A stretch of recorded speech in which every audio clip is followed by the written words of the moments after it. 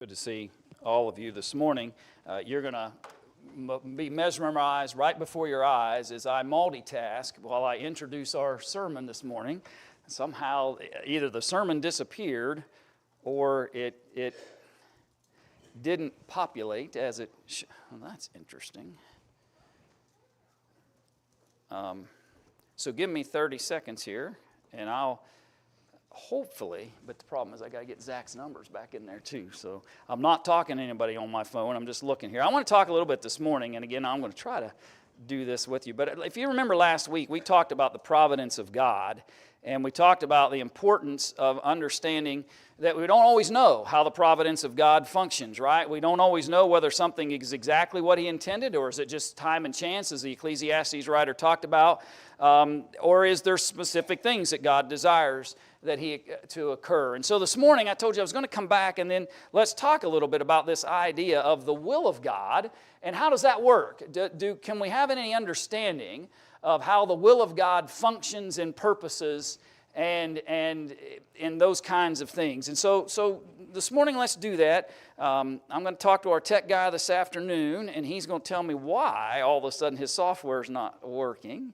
But be patient with me a little bit. It'll take me a second to get back to Zach's song when we get back to the invitation song. For some reason, my sermon's opening up in a separate file rather than just populating in with the songs this morning. That's the first time I've ever seen that happen, but we've at least got it back up because I can't preach without those charts because that's all I have.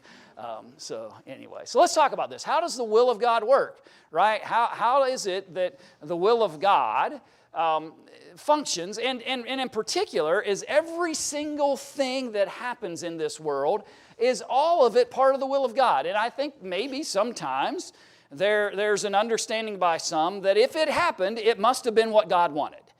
And I think that's a mistake on our part to think of it that way. God's will works in different ways. Sometimes there's times where God just says, this is the way it is, and that's final. Sometimes He says, this is the way it is if you make these kinds of decisions. God's will can purpose and function in a multitude of ways, and that's what I want to talk with you about this morning. And number one, let me just suggest to you that there are times where God just decides.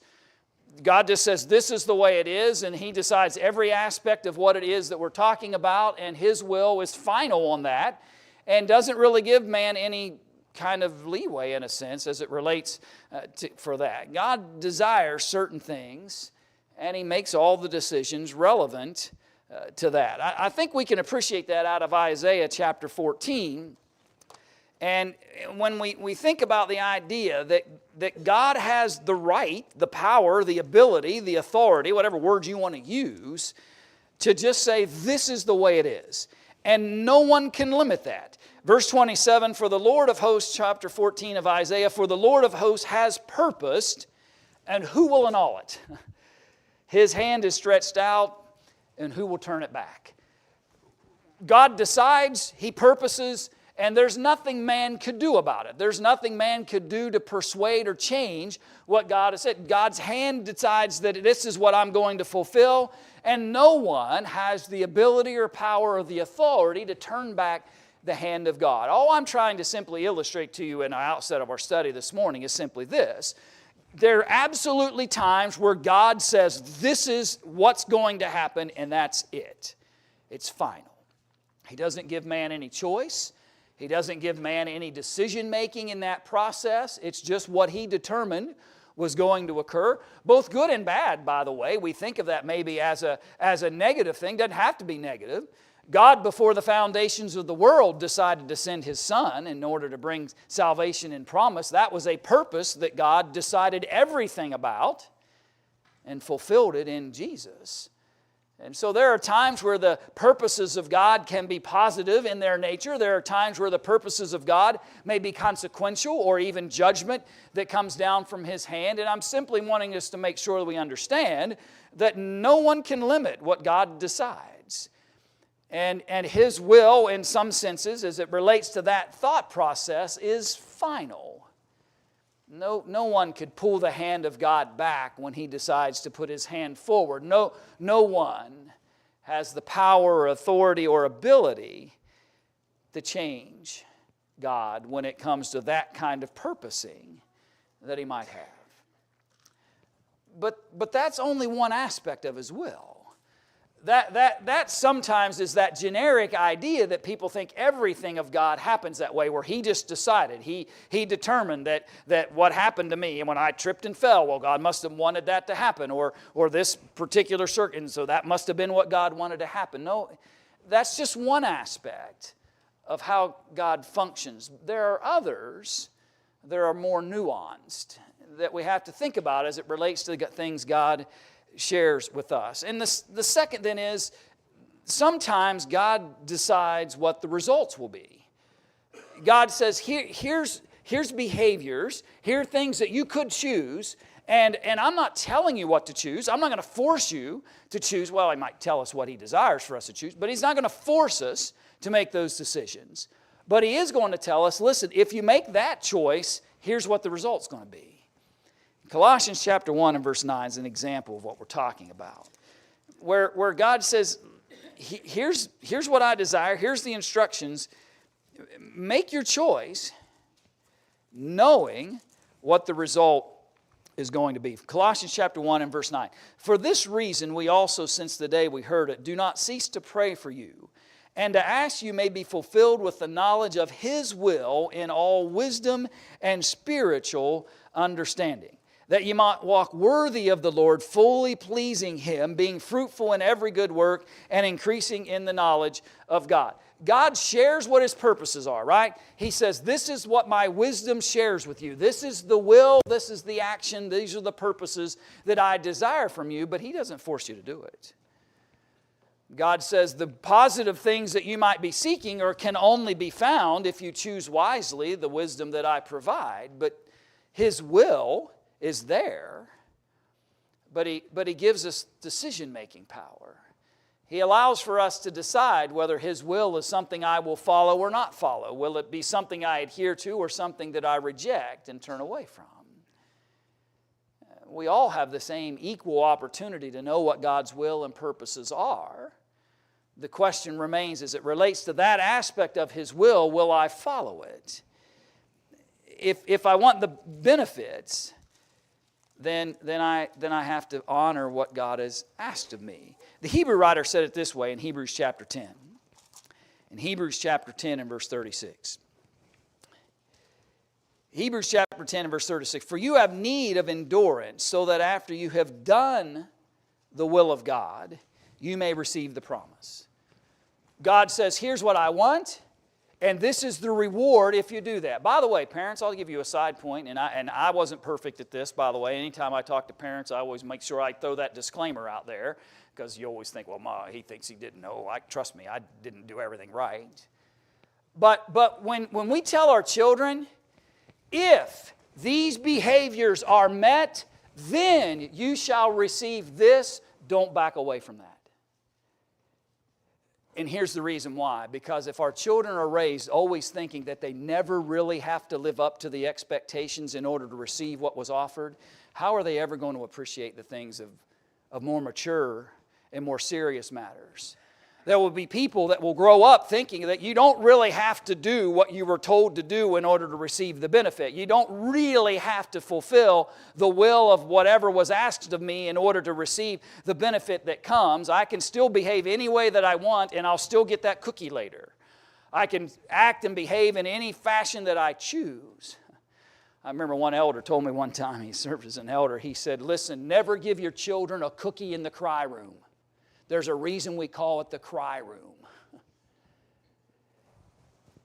Why? Because children will learn that if you misbehave sitting in these pews, then they get to go back into that room back there and get a cookie. Right? Don't reward. What's God saying? What's your point, preacher? My point, friends, that's a side lesson for you. Take it or leave it. That's okay. But what I want us to appreciate from this is God says, this is what I want, and if you want the promise, if you want the benefit, if you want the salvation, if you want the things that I'm offering, do my will. That's who will receive them. His will isn't forced. He doesn't predetermine whether you will or won't follow His instructions. He just simply tells us, this is what I'm asking of you, and if you obey me, if you follow those instructions, then you'll be rewarded and receive the benefits. God's will sometimes is direct. This is what's going to happen, and there's nothing changing that. Sometimes God's will is, here's what I desire, here's the instructions, the guidance, the obedience that I'm asking for, and the benefit or result will be the promises that I've extended to you. God's will sometimes works where He decides what the result is and lets us choose whether we will follow those instructions. So how to react to that then? How will I react to the idea that God says, okay, Brian, make a choice. You know what I want. Will you respond favorably to that? And God provides for us all the wisdom and guidance and instruction that you need. In 1 Corinthians chapter 10, it's a familiar text, right? And maybe sometimes we overstate what Paul's intent here is in verse 13 of 1 Corinthians 10, but let's understand it in light of our conversation. He says, no temptation has ever taken you except such as common to man. But God is faithful, who will not allow you, His will, right?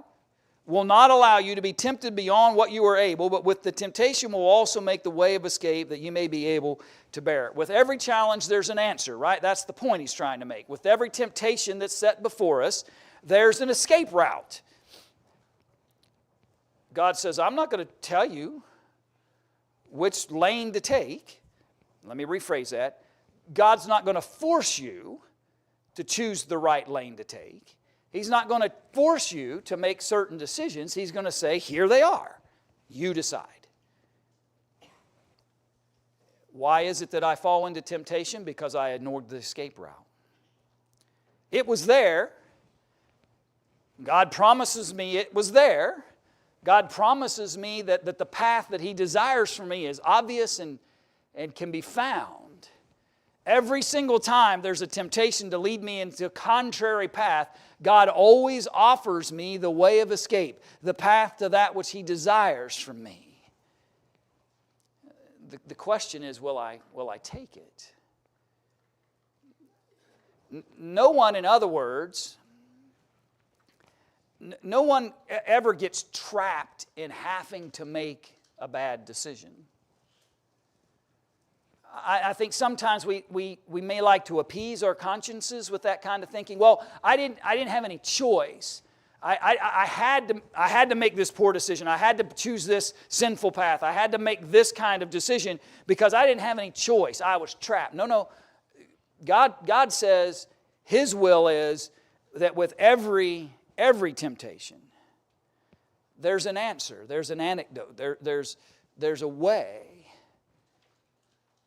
to be able to remove ourselves. An antidote to those temptations that so prevalently set themselves before us. That the problem isn't the will of God.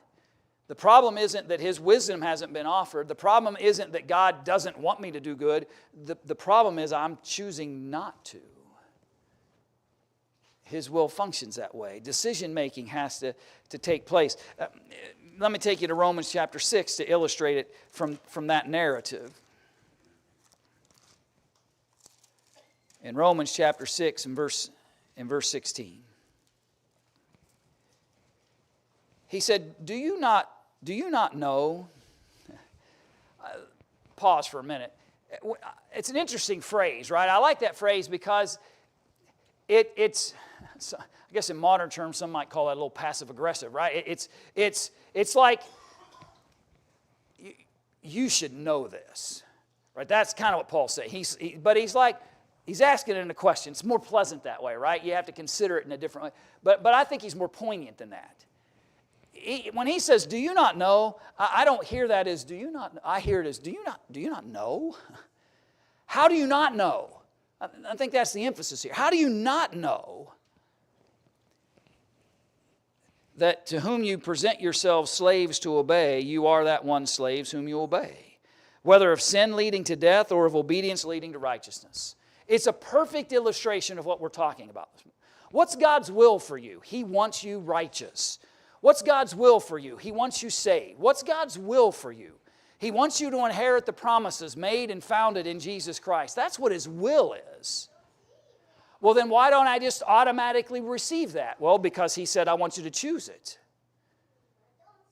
My will is that you receive it, but I'm allowing you to decide whether you will choose righteousness to the benefit of your soul or whether you will choose evil to the condemnation of your soul. You've got to decide whether you want to honor the will of God or not. I say sometimes, when I'm talking about this kind of thought process, God created human beings, right? He created us in His image. From the moment that Adam and Eve partake of what God had forbidden them from, what's the text teach us? It says, now they have the ability to discern between good and evil. And from that point forward, God says, you're going to have to choose. Up until that point, while they were simply eating that which God had provided for them and avoiding the one tree that God says don't eat from, it was all good. They didn't have to worry. But the moment they chose to ignore the will of God, partake of that fruit that they had been told not to partake of, from that point forward, now they're obligated to make choices. Will I honor the will of God or not? God wants you in heaven. He won't force you to go. God's will is everyone find that the comforts of His heavenly home. He won't make you go. He wants you to choose it. He wants you to decide. He wants you to choose righteousness over evil. He wants you to choose the promises He offers over the consequential things that come. God tells us what His will is. He gives us the instructions, the guidance. And then He says, you decide. Well, let me ask a different question as it relates to this topic. So then, does God have a plan for me? Trick question, by the way. It's not as clear, maybe, as we'd like, because the truth is, the answer to that question is yes, no. The answer is yes, God does have a plan for you. And by the way, the plan for you is the same plan for me, and it's the same plan for the person next to you, right? Yes, God does have a plan for us. Just let me simply illustrate it to you out of Romans chapter 12. It's deeper than this text, but this will illustrate what we're talking about. He says, I beseech you therefore, brethren, by the mercies of God, that you present your bodies a living sacrifice, holy and acceptable unto God, which is your reasonable service or spiritual service. This is what God's asking of us. Do not be conformed to this world, but be ye transformed by the renewing of your mind, that you may prove what is that good and acceptable and perfect will of God. What's God's plan for you? That you present your body a living sacrifice. You've heard me illustrate this way. I heard a preacher say this a long time ago, but he said, you know what the difference is between a living and a dead sacrifice? You know, when they brought the animal to the altar and they sacrificed it, it was sacrificed, right? Because they'd slaughter it. You know what the difference between a dead and a living sacrifice is? A living sacrifice can crawl off the altar. He says, present yourselves as a living sacrifice. I have to get up every day and say, I am a servant of the Most High God. I have to get up every day and pick up my cross and follow Jesus. Every day I have to get up and decide that I will be a living sacrifice because that's the will of God for me. That's His plan for me. What does that entail? That entails me conforming to Him and not to the world. It challenges me to transform. myself away from the things of this world and not into conformity with this world. That's not always easy, by the way. Most people, now I say most people because there are always a handful of rebels that will cut against the grain, no matter what that grain is, right? They live in that mode. Whatever is normal, they will do the opposite. And if normal switches to what they're doing, they'll switch to the opposite again, right? They think. But most of us are conformists. We don't want to stick out. We don't want to seem different. We want to just blend, right? But conforming to the world so that I look like it will make me an enemy of God. That's not what God's will is for me. God's will is present yourselves as a living sacrifice, holy and acceptable unto God. That's reasonable for Him to expect of you, He says. And you do that by transforming away from the world, out of conformity with the world, and transform yourself towards God, and you do that by renewing your mind. And when you do that, He says, you will have proven what is that good and acceptable and perfect will of God. Does God have a plan for you? Yes. And His plan for you is the same as everybody's. Conform to the will of God. Transform your life away from evil and unrighteousness and transform it into behaviors and choices and decisions and morals that God has defined.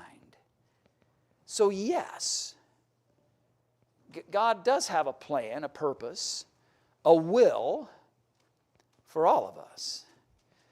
But as we've already noted, He doesn't have some kind of forcible will that makes you behave and live in certain ways. You know that text, Joshua chapter 24 and verse 15. What's the phrase?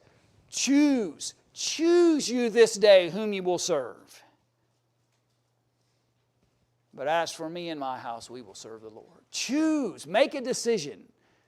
Choose whether or not you'll follow the will of God. Choose whether or not. And He's not going to force me to follow it. Choose you this day whom you will serve. God has a plan.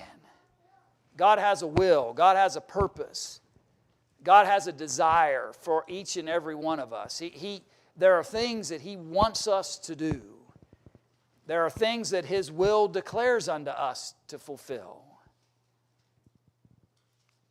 But you have to recognize that He wants us to choose what He's provided for us. And He's not, right? He created humans. I got off that. Not puppets. God's not just directing everything. And though it might seem easier to just say, well, that must have been what God wanted because that's what happened. No, maybe it's what happened because I chose the opposite of what God's will was. Maybe the consequence of behavior, maybe the difficulty that came, maybe the situation that was created happened because I chose the exact opposite of what God's will said. And now I'm reaping the consequence of that decision. God does have a plan for us.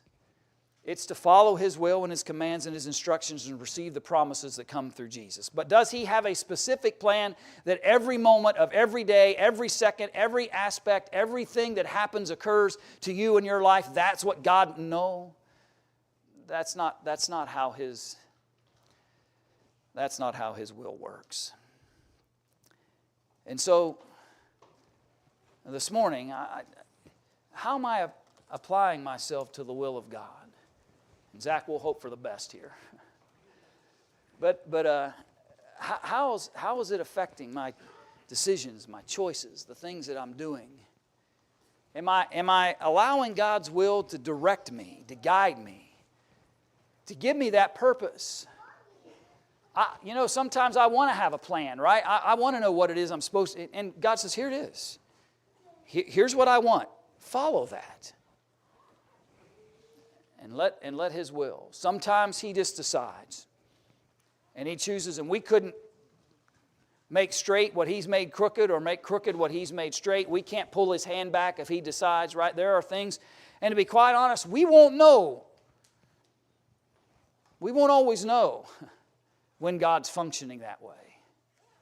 But what we can always know is the wisdom that He's revealed in the pages of the Bible. We can always know what it is that He's asking of me, and I can know whether or not I'm doing that.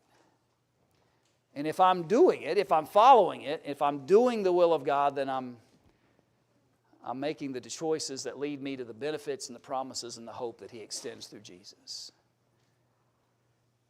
The will of God works in a couple of different ways. But He's not forcing you to do anything. He wants you to choose Him and choose to honor Him in your life. Can we help you do that today? Can we help you step into those promises to appreciate the benefits of what Jesus is offering and what the will of God and intent for each of us is? How can we help you? How can we encourage you in that? If there's something this morning that we could assist you in, to guide you in, or to pray for you about, won't you consider the call that came first in Jerusalem, has been being heard by men ever since through Jesus, and the salvation provided in Him? Won't you come as we stand and as we sing?